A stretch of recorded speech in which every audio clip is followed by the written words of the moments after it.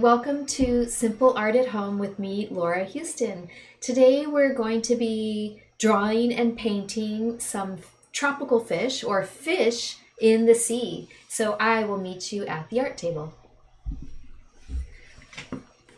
For this drawing lesson, you're going to need some warm-up paper and then 2 pieces of construction paper to draw and paint on or color on.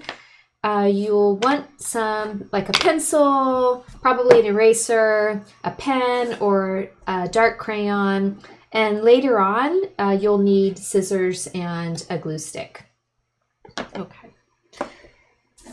So I'm just going to set my things aside here. So today, we'll be creating an underwater painting.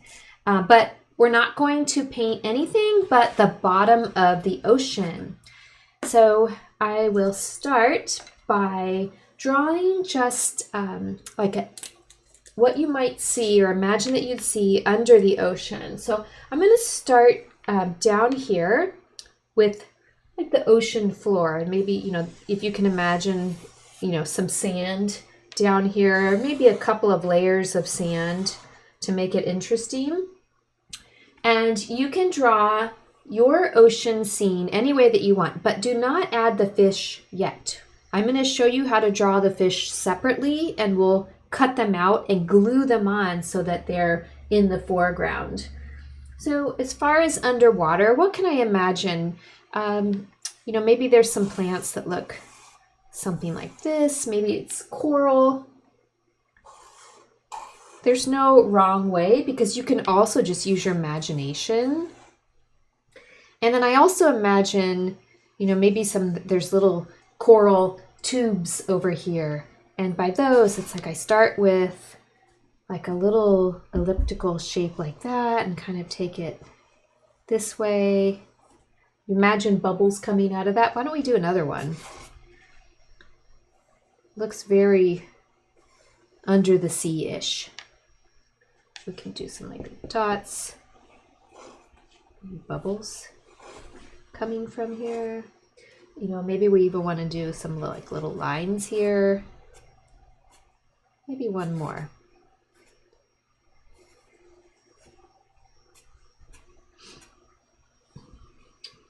And then perhaps we can do some seaweed. Seaweed's fun to draw. I would take it, I kind of like to do some wavy lines like this. So do a wavy line like that.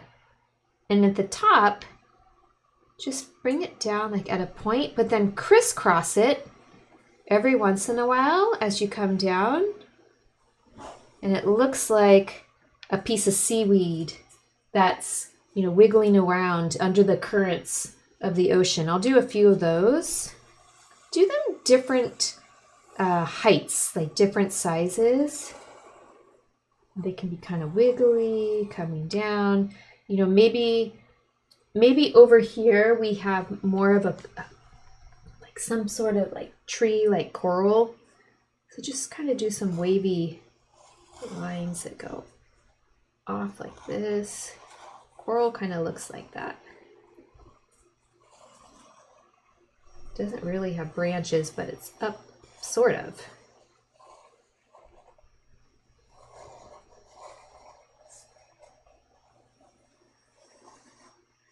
I'm imagining we would paint this like orange or something.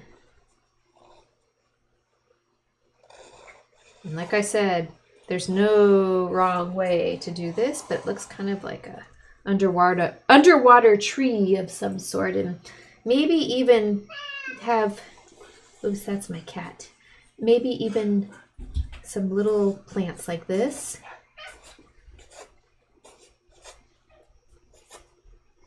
I have 3 cats. You've probably heard them in one of these videos. That was Tango. And maybe we can do another little, I don't know what this is. Something underwater. Little leaves of some sort. And, we can make it interesting. I think I want to add a few more, like another little piece of seaweed. Maybe this one won't overlap.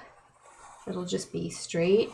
Maybe I'll just do a little overlap twist down there, and maybe one coming from behind here.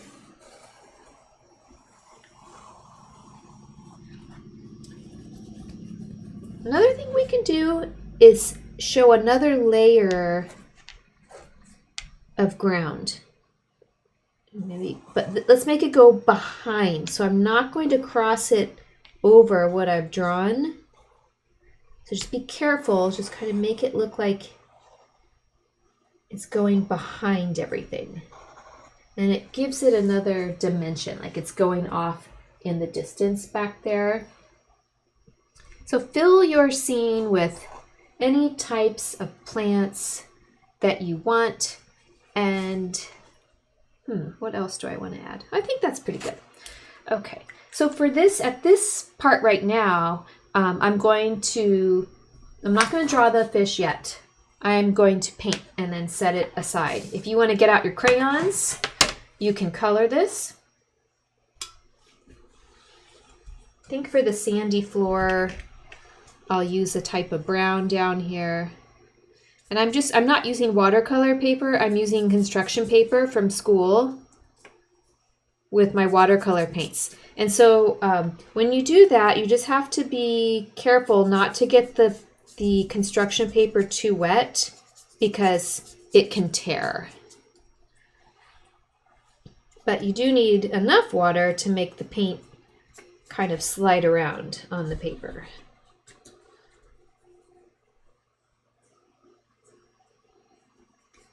But you might be using crayons, and that's perfectly fine too. If you feel like it, to add some interest, maybe I'll add a little bit of yellow in here.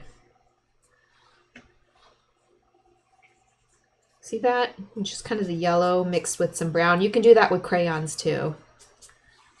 You can mix colors. And then maybe I'll use some reds in this. I don't even know what this plant is. I just made it up.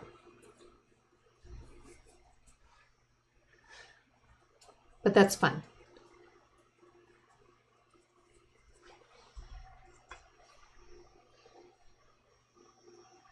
So I'll put some orange in this.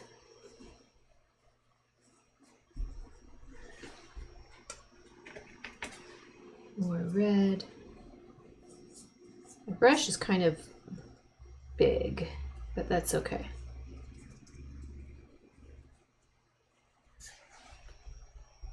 And for this this coral tree, I don't know, like whatever it is, I'm going to add orange, some orange paint.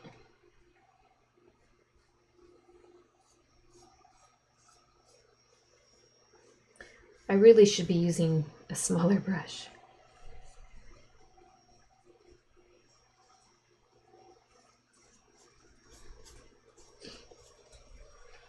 I will. I'll switch it out. Let's see. I got a smaller brush here.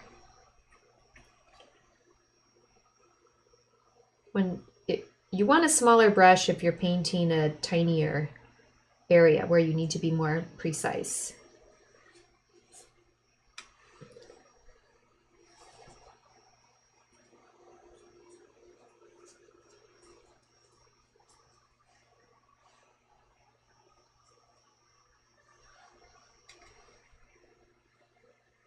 Okay.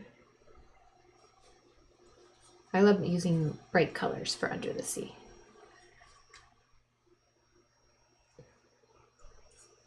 Maybe when that dries a little bit, I'll add some red to it.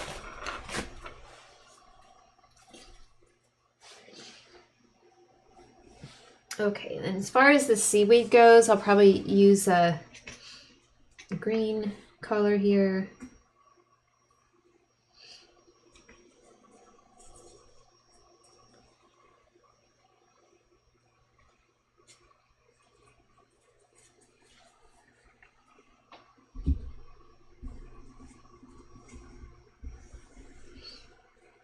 And teachers, if you're using this with students, you could break up this lesson into 2 parts. So part 1 is this background scene that we're doing, and then you could stop the video, and then on part 2, you could do this next segment, which I'm about to start, which is drawing fish and cutting them out. It all depends on your schedule and if the kids need a break.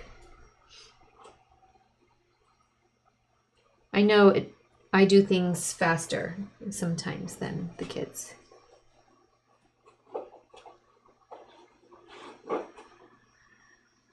Okay, so there's some seaweed. How about I use like a darker color back here to kind of fill in that background. And of course, I'm not using watercolor paper, so the paint gets soaked up pretty quickly on construction paper, but it still works. I'm trying to decide what color to paint these little cute leaves right here that I'm going around. Don't forget to paint all the little negative spaces in here. The negative space is the empty space, or the background behind whatever the main subject matter is. That's the positive space.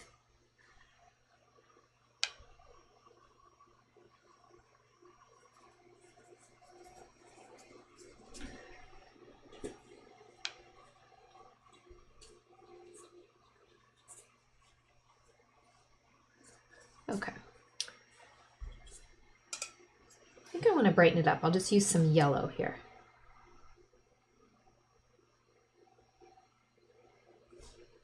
You often see pictures of really bright colors under the ocean, especially if it's in a tropical area where there's tropical fish and reefs. Okay. And I think I'll do some more orange on these little tubes. I don't know what these are, but I just imagine that there's bubbles coming out of them.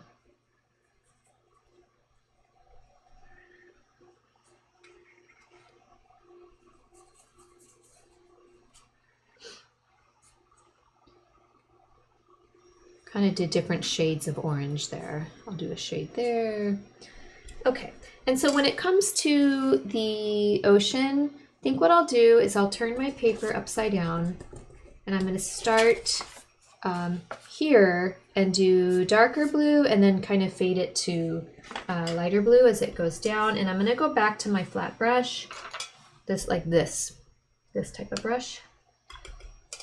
But I'm just going to start up here going side to side with some darker blue.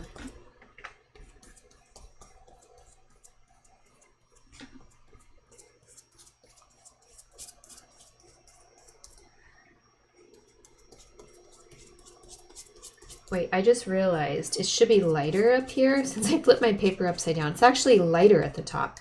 And the reason it's lighter at the top, why is that? I bet you guys can guess. It's lighter at the top because it's reaching sunlight at the top. It should be darker at the bottom, which we can definitely do that. So there, just making it kind of light up here. And then down here, we're going to make it darker.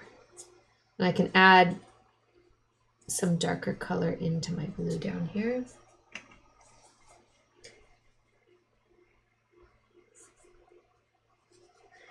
And I'm not taking the time to wait for my colors to dry.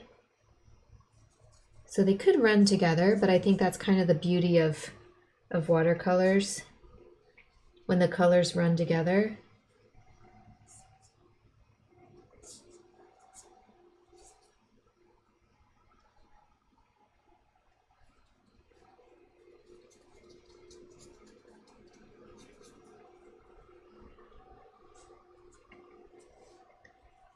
And since my brush is wide, I'm going to turn it sideways here to get in this little in-between, these little in-between spaces.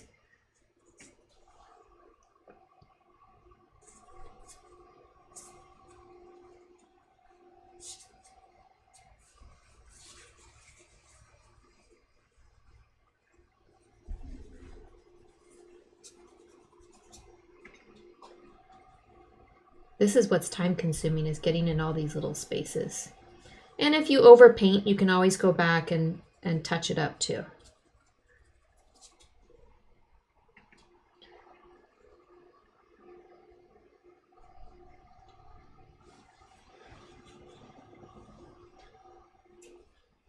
There.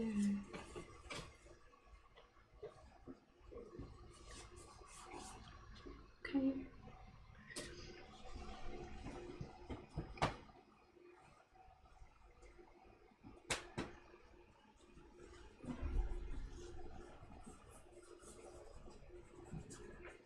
Okay.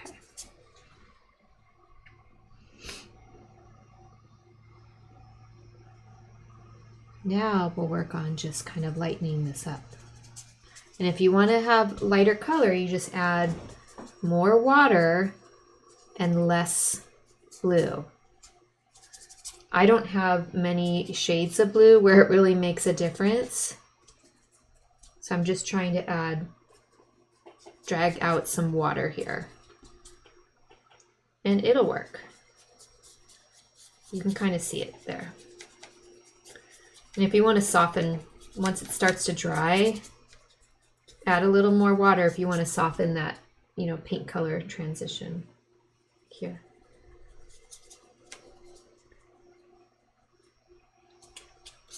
Okay, so let me just turn this back around so you can see it.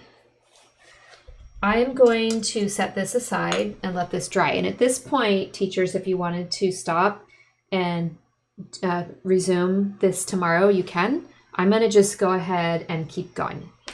But I want you to be able to see it, everybody. So I'm going to put it over here.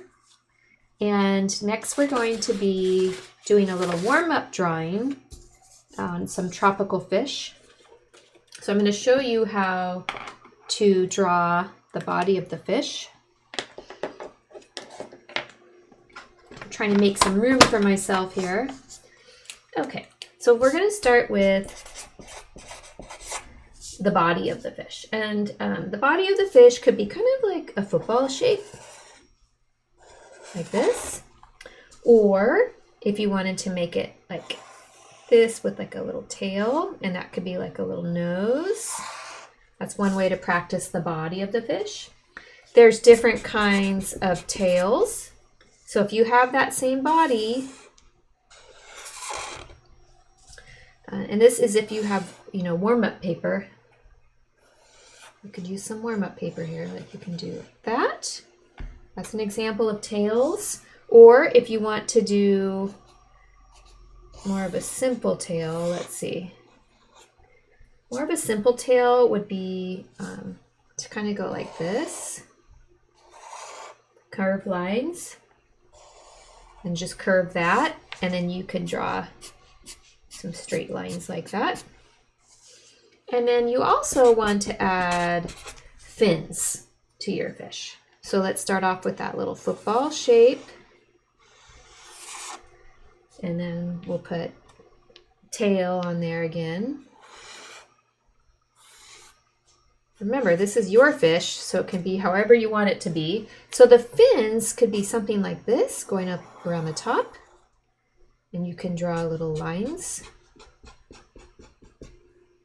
This is if, you know, if his eye was here. You could draw little fins here. You could draw a fin down here like that. You could even draw a little fin here. But those are the basic steps to drawing a fish. Let's try this, some fins on this guy. So if I just did that same simple curved tail, this fish might want to have a, it's almost like a shark fin, but not really. You could put a fin there. You could put a fin here. Give him a little eye like that. It could even be right here. Okay, so that's one example. Two different examples of how you could draw fish. Okay, so, you know, take some time practicing drawing fish. And now I'm going to draw two fish that we're going to color in, cut out, and glue on our background. Okay. I'll set this here for now so that you can see it. So I think I'll make one fish up here facing one direction, and then I'll draw another fish facing the other direction. So I'll just draw like his little mouth and his body. And take his tail like this. And if it helps you to turn your paper sideways to sketch, sometimes I have to do that.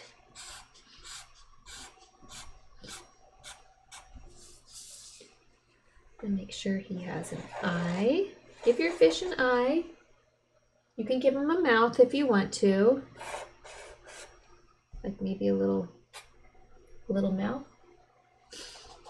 And I'll do a little fin up here. Another little design inside. I'll do one down here. Yeah, I'm just adding a few little patterns, and I think we'll make a line that goes here. It stops at the top of the eye and then continues down. Okay. And I'll draw one other fish facing the other direction. So again, just kind of do a football shape.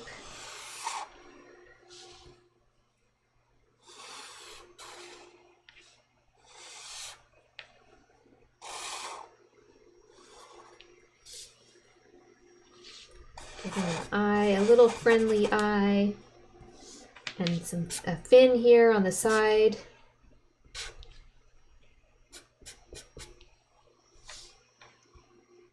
Then if you want to do any kinds of patterns or designs, you can.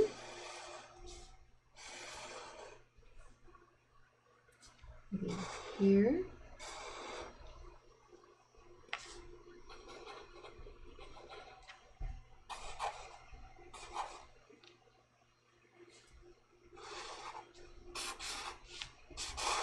There. Okay.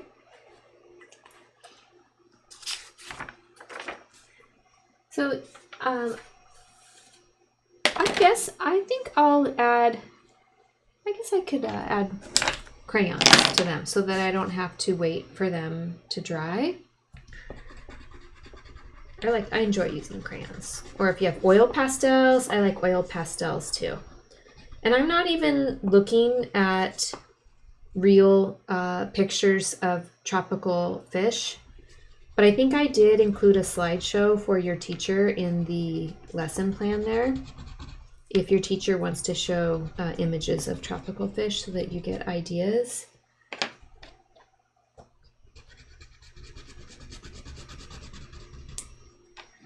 I like to use bright colors.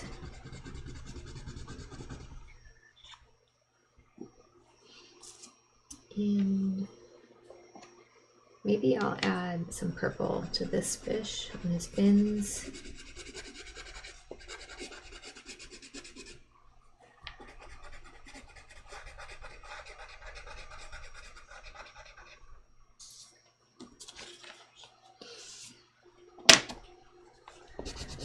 Maybe there's some stripy colors on his tail.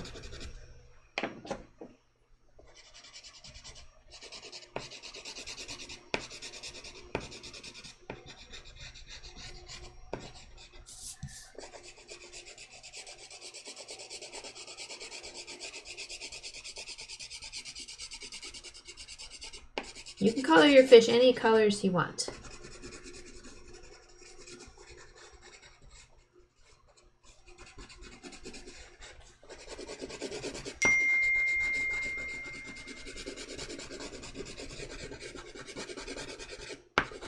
So if I did that one purple, maybe I'll do some more orange right here.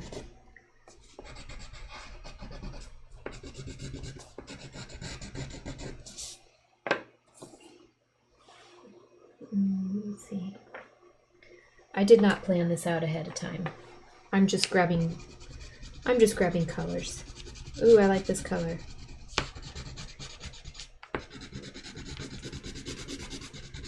You know, in your underwater scene, you can add little rocks, and you still can, because even if you painted, you could use crayon over the paint. Okay, there we go. I'm gonna just get my scissors and cut out the fish. And I'm just gonna, in a second, glue them on.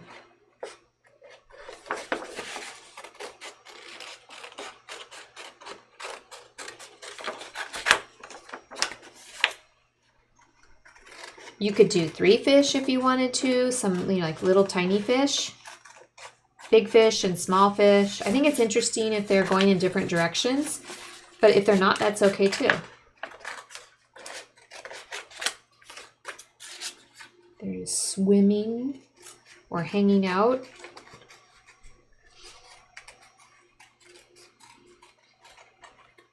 Okay. I don't know yet where he's gonna go,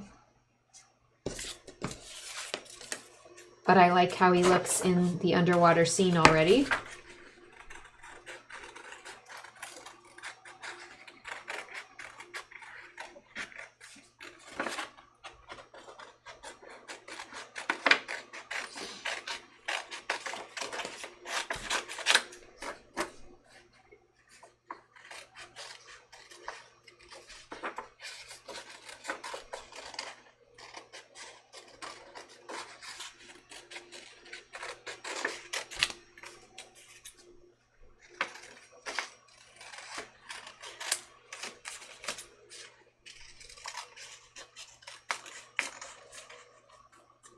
This is good practice with cutting.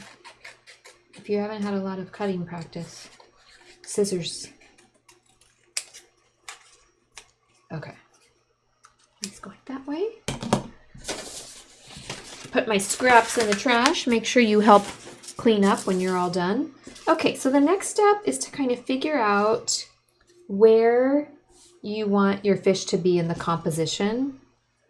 So I do like this little guy, I think, down here. You know, they could be tilted a little bit. So then once you put them in a spot that you think looks good, you know, go ahead and glue them in there. Let's see, I want a little bit of this coral tree showing there. And the reason that we cut out the fish separately and glued them on top is it shows a little more dimension or depth. I'll put this one right here. I think he looks good there. Okay.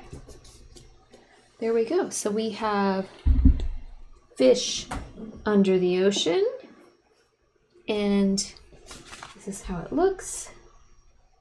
I will meet you back up at the easel.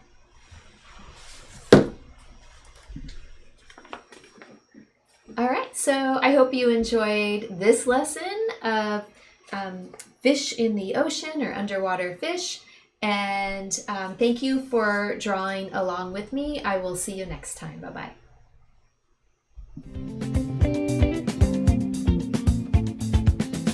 See you next time.